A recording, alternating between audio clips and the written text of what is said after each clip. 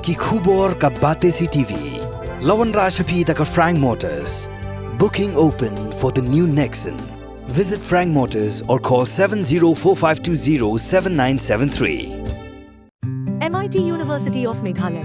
Our admissions are now open for the academic year 2024-25. Explore our best courses, experience global collaborations. Apply today. Ka BDWS Career Academy kan penlong yaga Meghalaya Scholastic Aptitude Test haka khatan riu tarik Bniah March haka porshi phoba jem step hashulong tura but clear.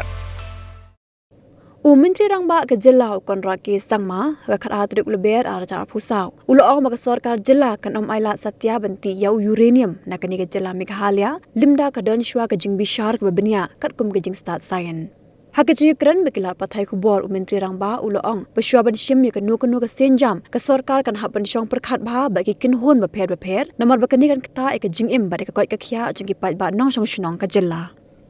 We've been very clear from day one. Number one is that organizations can write. I cannot stop an organization from writing to Government of India. But that does not mean that's the stand of the government.